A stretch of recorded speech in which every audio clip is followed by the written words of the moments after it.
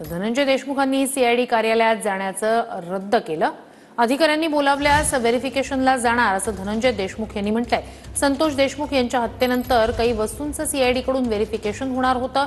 तपासातील काही शंका अधिकाऱ्यांना सांगणार असल्याची माहिती धनंजय देशमुख यांनी दिली आहे। कशासाठी बोलवलं होतं आणि का काही जे माझ्या भावाची हत्या झाली त्यावेळेस जे चप्पल वगैरे आहे त्याचं व्हेरिफिकेशनसाठी बोलवलं होतं, पण पाटील मॅडम अचानक काही कामानिमित्त गेल्यामुळे त्यांनी निरोप दिला की आज येऊ नका, परत तुम्हाला ज्यावेळेस बोलवलं जाईल त्यावेळेस तुम्ही या।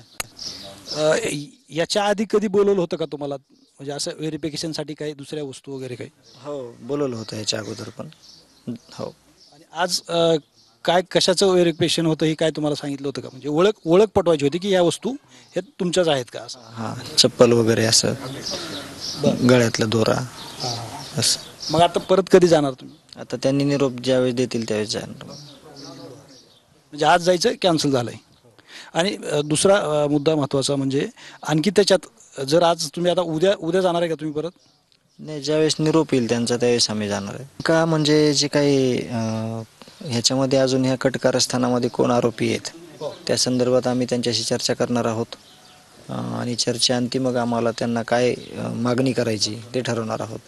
कॅमेरामॅन आप्पा साहेबसह मी श्रीराम क्षीरसागर, TV9 मराठी, बीड, मसाज।